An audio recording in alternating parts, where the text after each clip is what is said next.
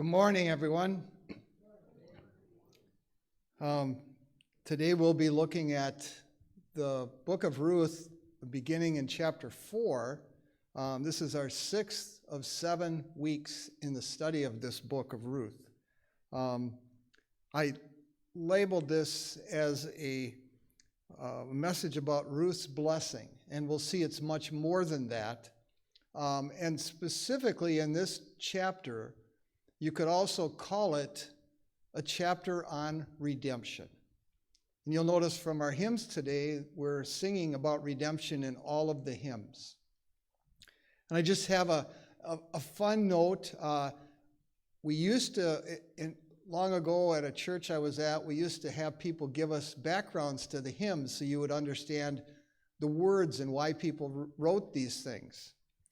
Well, you'll notice in the hymnal, it identifies the song 557 named Redeemed. The author of the words is a person named Fanny Crosby. And some of you may know about her. She was blind. And in almost every single hymn that she wrote, she talked about being able to see. The last verse in the hymn that we sang today, I know I shall see in his beauty the King in whose law I delight. In all of her hymns, she would think about and pray about and sing about being able to see her Savior. But she couldn't see at all.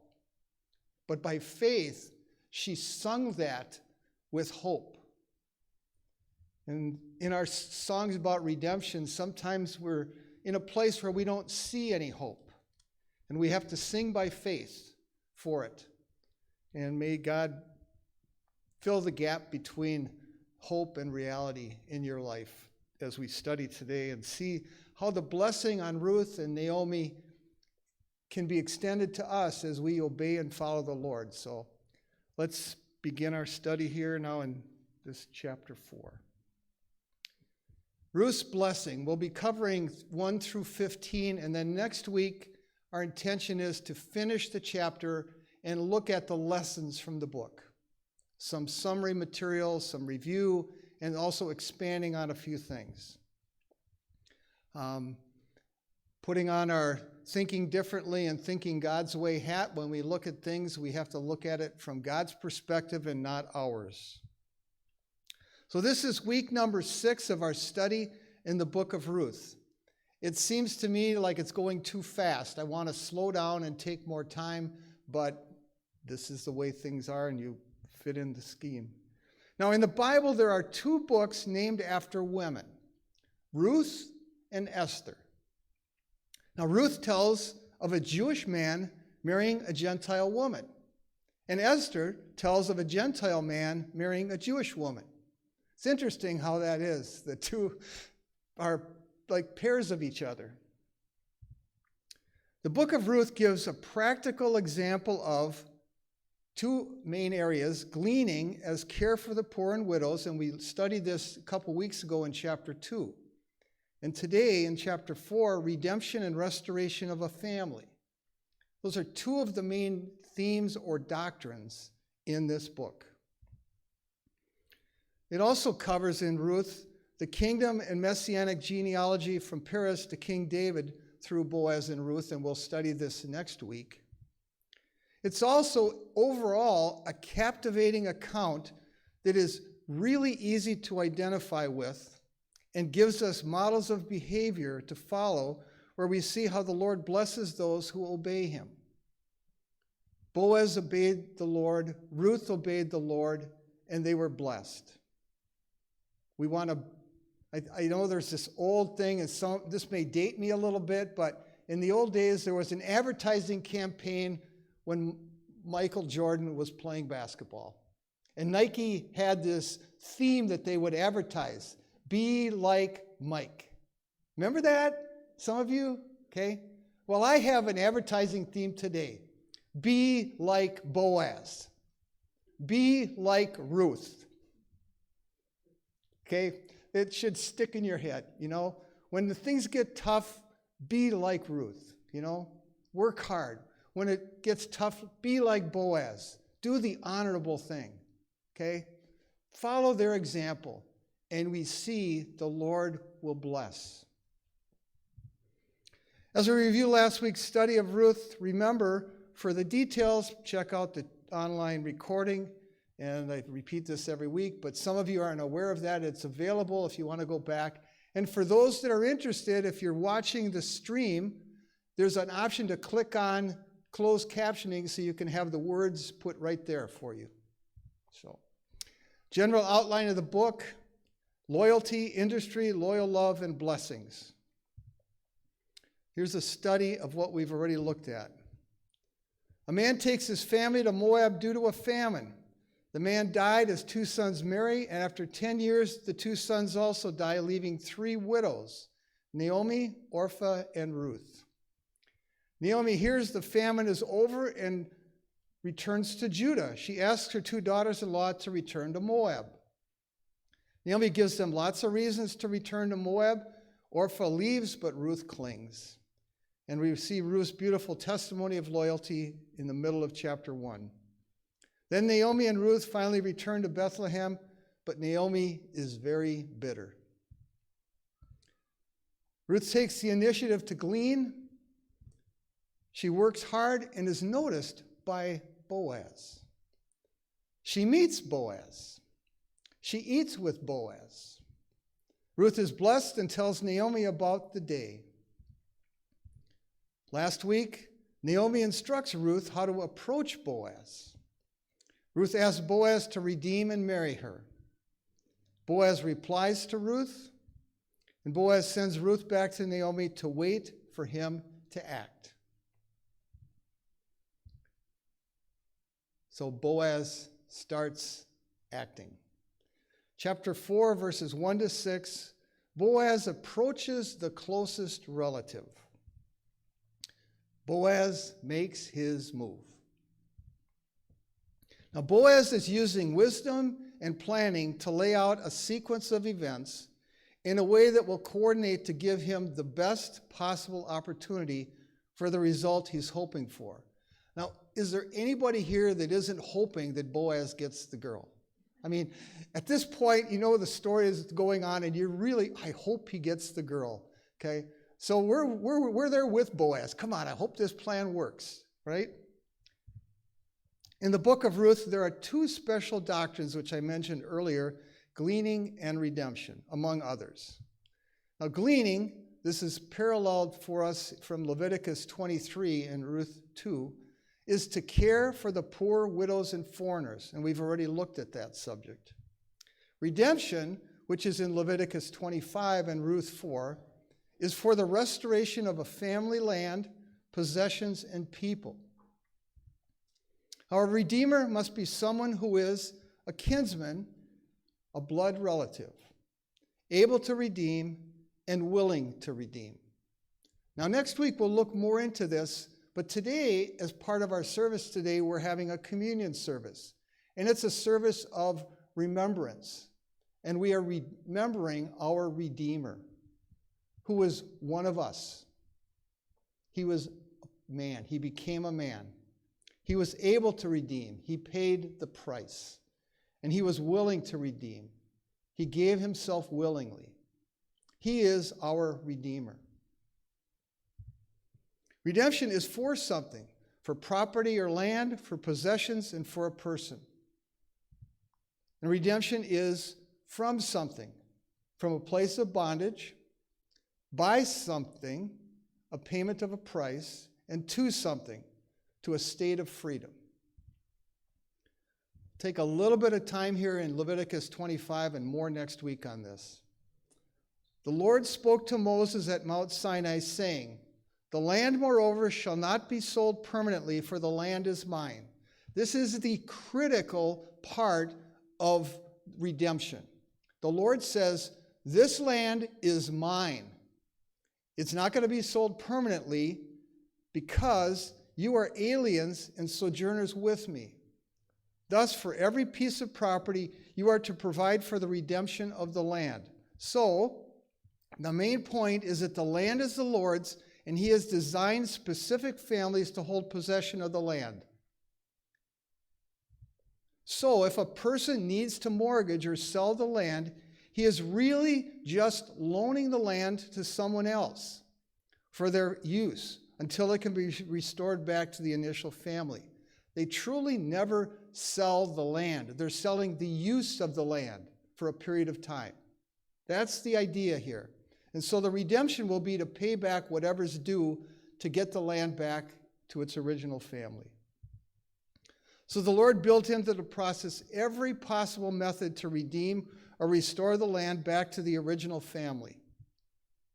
First, if a fellow countryman of yours becomes so poor he has to sell part of his property, then his nearest kinsman is to come and buy back what his relative has sold. The first right of redemption is for the nearest kinsman, and we'll see that today in Ruth. Or, if that doesn't work, in case a man has no kinsman, but so recovers his means to find sufficient for redemption, then he shall calculate the years since its sale and refund the balance to the man whom he sold it, and so return his property. So if no kinsman is available, the land can be bought back by the person who earned enough money to then pay back effectively what was due on the land. And finally, if he has not found sufficient means to get it back for himself, remember the Lord's goal is to get the land back to the original family, then whatever he has sold shall remain in the hands of its purchaser until the year of Jubilee. But at the Jubilee it shall revert that he may return to his property. For them, the book Leviticus 25 explains this in great detail. Every 50 years was called the year of Jubilee. And at that point, all debts are canceled. Not some, not most, but all. If you owed somebody money on that year, zero. Zero. He provided for that. Finally, every 50 years, called the year of Jubilee, all land automatically turns back to its original family. God's intention was to keep the name of the family tied to the land. Now, Boaz knows that the first right of redemption is for the other man. We saw this from Leviticus. That closer relative, the closest relative, has the first right of redemption. And Boaz is honoring that, even though it may be hard for him to do. Boaz went up to the gate and sat down there, and behold, the Redeemer of whom Boaz spoke was passing by, so he said, "Come over here, friend, sit down here." And he came over and sat down. Now Boaz went up to the gate. The gate is the entrance to the city. The gate is a place where many legal and business transactions took place. For example, kings conducted business at the gate. Now the king of Israel and Jehoshaphat, king of Judah, were sitting each on his throne, arrayed in their robes at the threshing floor at the entrance of the gate of Samaria, and all the prophets were prophesying before them. It's the meeting place for kings and legal things. And then Boaz sat down there. He was preparing to take action. And behold, the Redeemer of whom Boaz spoke. This is the specific relative whom Boaz said was closer than himself. He was close. This one was closer. That one had the first right of redemption. And he was passing by. Just like it said in chapter 2, she happened upon. So this man was passing by. So he said, "Come over here, friend, sit down here." Now, friend here means, hey, such and such a one, or hey, certain one, or hey, you, come on. That's the idea here. And we'll notice this is not a term of friendship. Rather, it's a means of specifying someone. He's calling specifically this person, but he's not naming him. And why is that? We're never told the name of this person. The implication, I believe, is this. The possibility is there because the person never took the place or responsibility to redeem the family of Elimelech, and he was not deemed worthy to name. God chose to not name him because he didn't do what God wanted him to do. So he was just such and such a one. Hey, you. His name is not important, so God didn't name him. Now, if the Lord intended for us to know the name of this other man, the Lord would have inspired the author to include it. But since he is not named, the Lord has determined that knowing his name is not important to the account. We never will know until we get to eternity what his name was. Boaz invited him to join him at the gate. A general greeting to just turn aside, sit down, as we'd say, come and shoot the breeze for a bit before the work of the day would continue. So at the beginning of the day, Boaz gets there early, and he's sitting down waiting. And then people start coming through. They're in the town, and they're going out to the fields through the gate. And as they're passing by, hey, come on over, sit down. Maybe if it was today, you would say, hey, you want to go over to the coffee shop? You want to do... So it's kind of like that. It's just a general, hey, come on, sit down, and we'll chat. And he came over and sat down. And he took 10 men of the elders of the city and said, sit down here. So they sat down. Boaz is setting the table for his plan to present things to get his desired outcome. He now has that certain one, and he has 10 men as witnesses, and we'll find out others start to gather around there also. These 10 men of the elders of the city would be witnesses, and we'll find in Ruth chapter 4, verse 9, that Boaz calls on them to witness to this transaction. Having 10 elders as witnesses is being used as a way to kind of get the entire city to support what's going on. You can imagine the curiosity going through the town. Hey, did you hear there's 10 guys sitting over there with Boaz and such a one? And so they were curious, and they all started to probably gather and linger around and watch what was happening. Something's going on. The word was spreading. Boaz had the certain one and the witnesses for him to present his plan. And he said to the Redeemer, Naomi, who has returned from the land of Moab, has to sell the plot of land which belonged to our brother Elimelech. Boaz presents the situation regarding the potential sale of a plot of land. And he said to the Redeemer, this is the close relative, here the word is close relative, Naomi, who has returned from the land of Moab. Now, notice that Boaz does not mention Ruth's name at this point, since it would raise suspicion too soon. Now, Boaz isn't lying, he's just giving out information selectively. And she has to sell the plot of land. Boaz is highlighting the plot of land is available. Now, this is getting the guy's curiosity.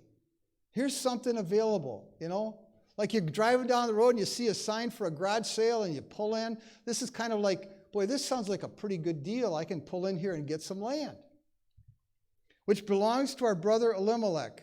This is a relative of both men.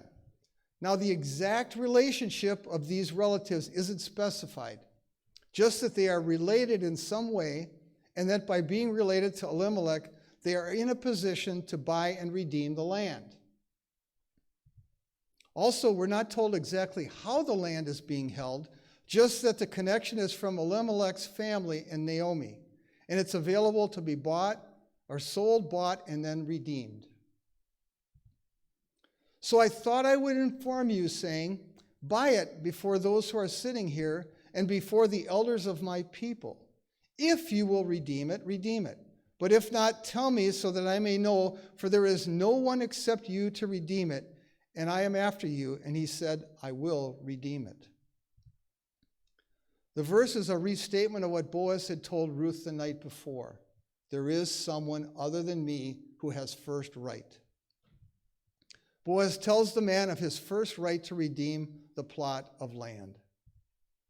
I thought I would inform you. This is a fun Hebrew word. I thought I would uncover your ear. Maybe you didn't hear this correctly. I would uncover your ear. The idea is to make you aware, okay?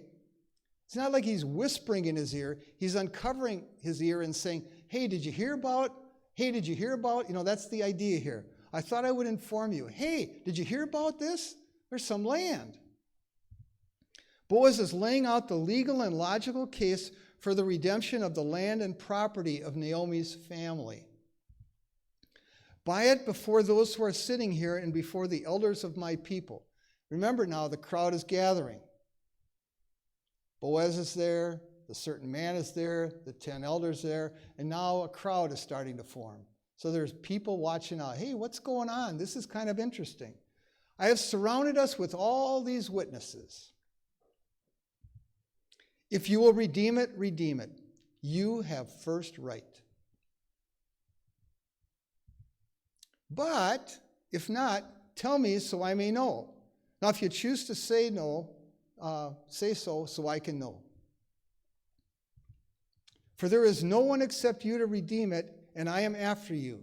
So again, Boaz is highlighting the honorable thing here. This certain one, this man, has the first right to redeem the land and the family. Boaz informs him that he's an alternate or a second redeemer, but he has to wait for the other man to decide first.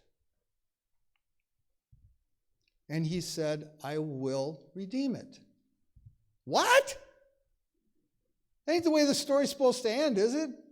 No. It's supposed to be Boaz. Come on, what are you doing? That's kind of what, when you first read this, that's got to be what your reaction is. Maybe you've seen this over and over, but just imagine you're going through here saying, oh, he's going to say no and Boaz will get her. He's going to say no, right? No, he says, yeah, I'll do it. What do I do? We're stumped. At this point in the account, we're all expecting that Boaz will end up with the girl.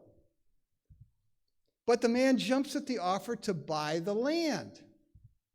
To us, reading this is a disappointing response from the closest relative. The man isn't seeing the full picture yet, and we'll see shortly that Boaz is expecting and anticipating this immediate response. He knew that the deal was too good to be true, but he didn't give the information to him correctly, at least completely. Maybe it's more accurate. At first glance, the man sees this as a winning situation. He gets a valuable piece of land from his relative for what is implied as a good deal. In other words, it doesn't say how much it costs, but it certainly is worth more than he's going to have to pay for it. And every guy likes a good deal. Everybody likes a good deal. And they jump at it. It was a very attractive opportunity to the man, so he jumps right in to accept the price. He is anticipating getting the land as a net gain to his inheritance. When he spends this money, he will get more. Everybody likes a deal, and this guy thinks he's getting a deal. Then Boaz said, on the day you buy the field from the hand of Naomi, you must also acquire Ruth, the Moabitess, the widow of the deceased, in order to raise up the name of the deceased on his inheritance. Then Boaz said. Now, Boaz plays what he hopes is his chance to change the mind of this certain one. Boaz is giving this additional critical information to the other man. It's a bit like someone saying, oh, by the way, there is one little caveat to that clean land transfer. You're not just picking up the land. Now, it's a dramatic play by Boaz, but he's been able to calculate the situation. He knows the other man's concerns. And Boaz is making it as easy as possible for the other man now to want to back out of the situation. The Redeemer said, I cannot redeem it for myself. Otherwise, I would jeopardize my own inheritance. Redeem it for yourself. You may have my right of redemption since I cannot redeem it. The key here is the word inheritance. That's what got the man concerned. Losing an inheritance. To him, that was critical. The Redeemer changes his mind. He recognizes that when buying and redeeming the land, he'd lose part of his family inheritance because it would fall to the family of Elimelech instead of staying holy in his name. In the system that they had, inheritance was passed from the father to the sons, from the father to the sons. And this man already had children. And now he was going to have a new child, but that child would get part of the inheritance that was going to his family name, and it would go back to the other family. He effectively is seeing this as a net loss, not a net gain. He did not want to lose part of his inheritance and give it to another family. Having a son by Ruth, the son would have the name of her family, not his. His inheritance would be subdivided among his children. Imagine them all fighting about who's going to get what part of the land. And he's going through this in his head, calculating, well, I wrote my will with all the kids in it, but now this other person is not only going to get part of the land, but they're not even going to be in our family. So the man quickly declines his first right of redemption and gives the right to Boaz. Now Boaz closes the deal. Now this was the custom in former times in Israel concerning the redemption and exchange of land to confirm any matter. A man removed his sandal and gave it to another, and this was the way of confirmation in Israel. The author of Ruth gives us insight into the legal situation in this verse. The book of Ruth was likely written around the time of King David, and the events of Ruth occurred hundreds of years earlier. So things have changed legally in their system. But as the author is writing, in the former times, when this was occurring, this is the situation and the way it was handled. Now, this was the custom in former times. You'll notice the word custom is in italics. It's not actually in the Hebrew. So the phrase is literally in the Hebrew. Now, this was in former times. The custom is implied by that. In former times, this is what it was, is the idea. Indicating in the past, before the legal system instituted by the kings of Israel, they handled land transactions in this former customary way, which is now explained for us readers. Concerning the redemption and exchange of land to confirm any matter. To confirm is to rise, or to stand. Its usage is used of the valid transfer of property. You can look at Genesis 23:17 to see how it's used there. So to rise is to confirm or to take a stand on something, to validly transfer property. A man would remove his sandal and give it to another, and this was the way of confirmation in Israel. Removing and giving the sandal to another pictorially says, the property I walk on is given to you. This makes a lot of sense. Hebrew language is like this. So I'm walking and I've got my sandals on and I'm walking on this land. And he's taking off the sandal and saying, the land that I walked on is now given to you. You see the picture there? You see how that makes so much sense? That's why the sandal was used to confirm this, to say this land is now being transferred to you. It would be like today we would go down and we would sign the title to the land, or we'd sign a deed. This is the way they did the signature. He would take the sandal off his foot. The witnesses would see that. The elders would see that. It would be him signing the transfer of the title of the land to another. The land that I'm walking on, the sandals that touch the ground, this ground is now given to you. That's the idea there. It's the way of confirmation. It's the way of testimony, a way of attestation. It's a binding agreement.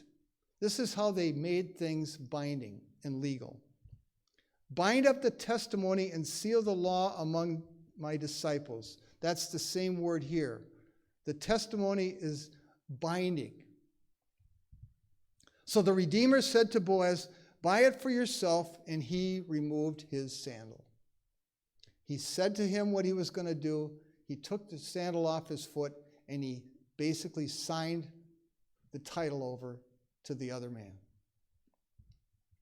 Now, the actual legal transfer of the first right to redeem is officially given to Boaz at this point. Boaz said to the elders and all the people, now I'm not sure how big the crowd is, but it's all the people. There wasn't just a few. You can imagine probably a good portion of the people that heard about this were still coming. People were still coming, and they're gathering around watching this going on. You are witnesses today that I have bought from the hand of Naomi all that belonged to Elimelech and all that belonged to Chilion and Mahlon. Boaz records the legal transaction with all these witnesses present, the purchase of the land and the possessions of the family of Elimelech, with the sandal being the signature on the document. Remember when we were introduced to Boaz in Ruth 2? We looked at his name. His name meant swift, fleet, and strong. That's his name. Well, he's keeping with his name. He's moving swiftly, and he's moving with speed and with strength. It didn't take him more than a few syllables to say, yep, I'll take her. But he's not quite there yet. I'll take the land first. We'd say he jumped at the chance. Swift, fleet, and strong. He was named quite well. He didn't dawdle around and say, well, I'll get around to it. Maybe I'll do it tomorrow. Maybe the next day. Oh, no, I got the right. I can sit on it and wait for a while to see if things get a little better. No. Boom. He acted. Furthermore, I have acquired Ruth the Moabitess, the widow of Mahlon, to be my wife in order to raise up the name of the deceased on his inheritance, so that the name of the deceased will not be eliminated from his brothers or from the court of his birthplace. You are witnesses today.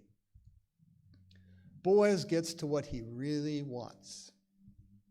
As part of the redemption of the family of Elimelech, the land, the possessions, and the persons, I have acquired Ruth. Boaz is now getting what he really desires, and he's getting it honorably. This is the redemption of Ruth. He calls upon everyone present as witnesses today.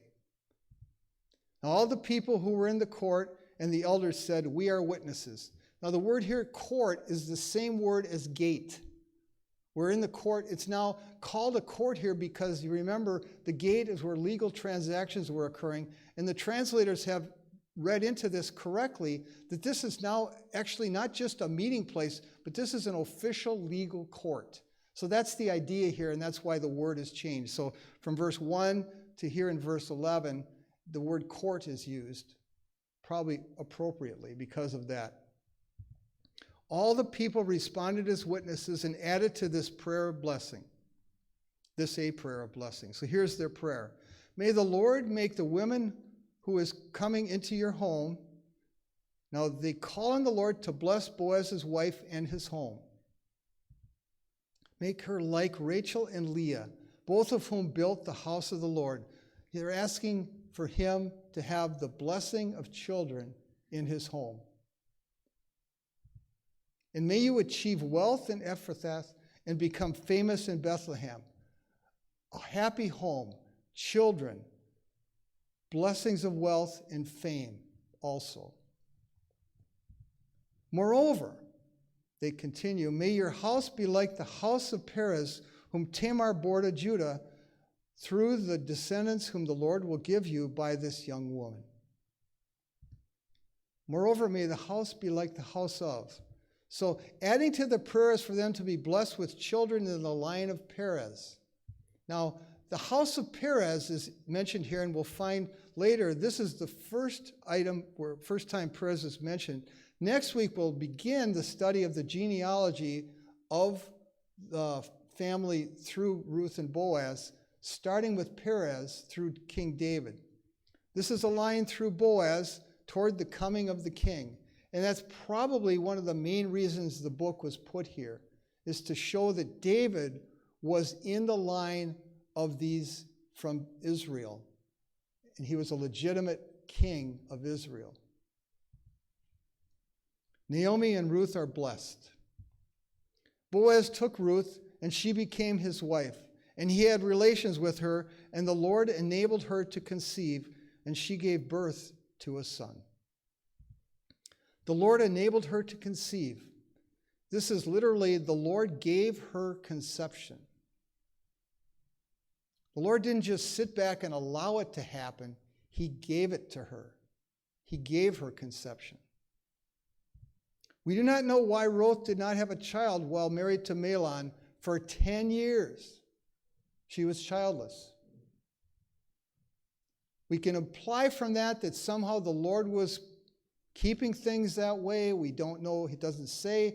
But the implication is after 10 years, maybe it ain't going to happen. And was it Mahlon's fault or Ruth's fault? We don't blame any fault at all. We just know the Lord chose to wait till now to give conception to that family. We're only told at this time that the Lord intervened. Now, this is the second time in the book of Ruth where we are told specifically that the Lord had acted. Chapter 1, verse 6, the Lord had visited his people in giving them food. He acted specifically there. And here, the second time is in Ruth 4:13, the Lord enabled her to conceive. Now, there's no other specific mention of the Lord acting in this book. But we find other indications of the Lord working through the circumstances and weaving events into place throughout this book. Remember, I mentioned the book of Esther in our study as the only other book in the Bible named after a woman.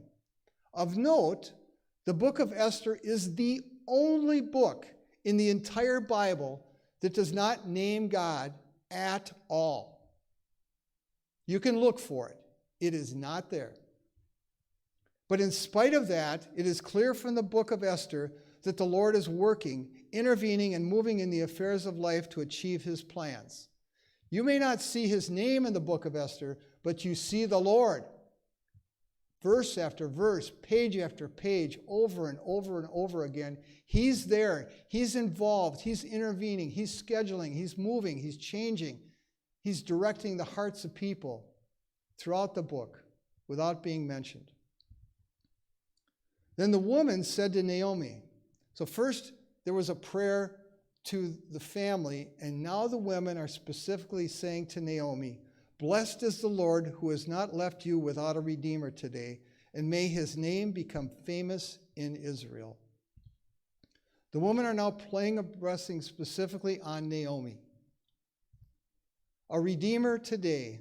The redeemer of Naomi here is Ruth's son. Not Boaz, but Ruth's son. So far in this chapter, we've seen three different possible redeemers. The certain man, Boaz, and now the son of Ruth, who will be named Obed later in verse 17. May his name be famous in Israel. A good name is more to be desired than great wealth. Favor is better than silver and gold. This son will have a good name in Israel.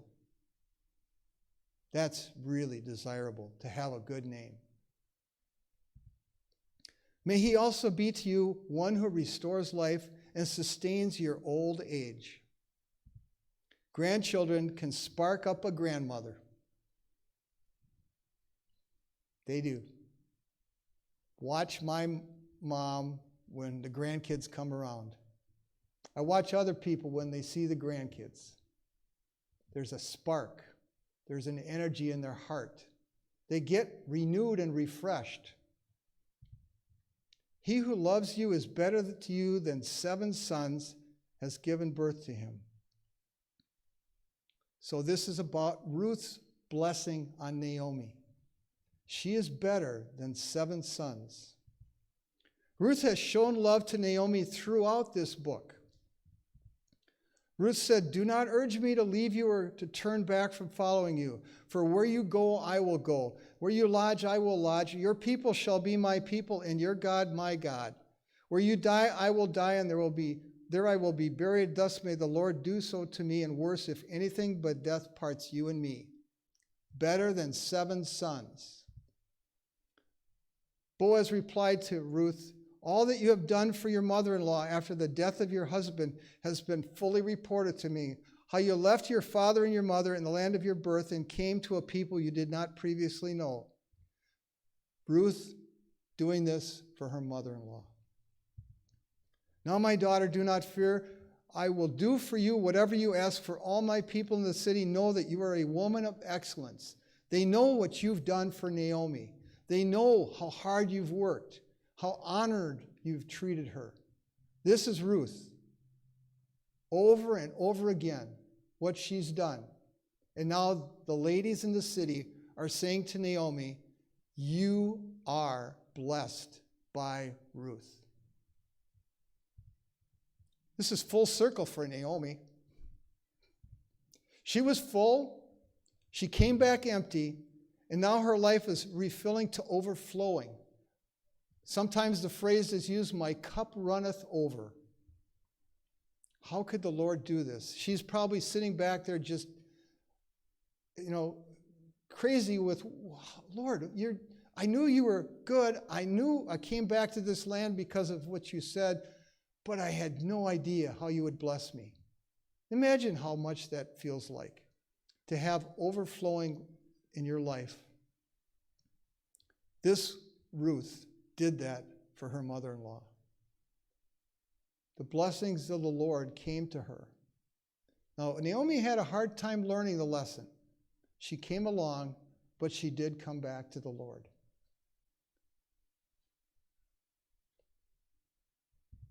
Next week, we'll look at the closing of the book of Ruth, examining the genealogy pointing to King David, and extending this to the Messiah, as King David is a type of the King Messiah. The important redemption by the Redeemer and the Messiah, Jesus Christ.